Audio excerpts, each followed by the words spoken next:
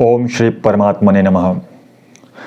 दोस्तों, श्रीमद् भगवद गीता के दूसरे अध्याय सांख्य योग के 37वें श्लोक में श्री कृष्ण भगवान अर्जुन को उपदेश देते हुए कहते हैं कि हतो वा प्राप्स्यसि स्वर्गं जित्वा वा भोक्ष्यसे महिम तस्माद् उत्तिष्ठ कौन्तेय युद्धाय कृत निश्चयः।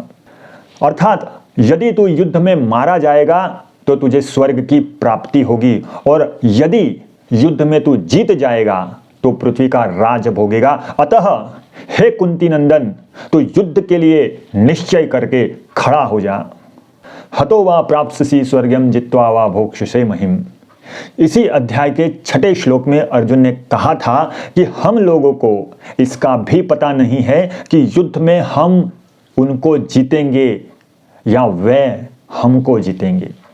अर्जुन के इस संदेश को लेकर भगवान यहां स्पष्ट कहते हैं कि यदि युद्ध में तुम कर्ण आदि के द्वारा मारे भी जाओगे तो स्वर्ग को चले जाओगे, और यदि युद्ध में तुम्हारी जीत हो जाएगी तो यहां पर ही पृथ्वी का राज्य भोगोगे। इस तरह तुम्हारे तो दोनों ही हाथों में लड्डू है। तात्पर्य है कि युद्ध करने से तो तुम्हारा दोनों तरफ से लाभ ही लाभ है, और युद्ध न करने से दोनों तरफ से तुम्हारी हानि ही हानि। अतः तुम्हें युद्ध में प्रवृत्त हो जाना चाहिए। यहां पर कौन्तेय शब्द का संबोधन करने का तात्पर्य यह है कि यहां भगवान कृष्ण अर्जुन को कहते हैं कि जब मैं संधि का प्रस्ताव लेकर कौरव के पास गया था तब तुम्हारी माता कुंता माता ने तुम्हारे लिए यह संदेश भेजा था कि तुम युद्ध करो। अतः तुम्हें युद्ध से निवृत्त नहीं होना चाहिए, प्रत्युत युद्ध का निश्चय कर कर तुम्हें खड़ा हो जाना चाहिए।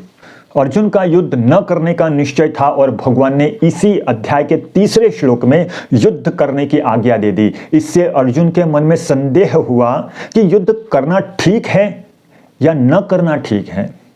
अतः यहां भगवान उस संदेह को दूर करने के लिए कहते हैं कि तुम युद्ध करने का एक निश्चय कर लो, उसमें संदेह मत करो। दोस्तों, यहां भगवान का कहने का तात्पर्य ऐसा मालूम दिखाई देता है कि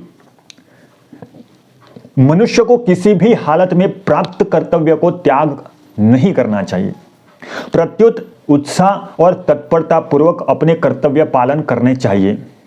कर्तव्य का पालन करने में मनुष्य की मनुष्यता है।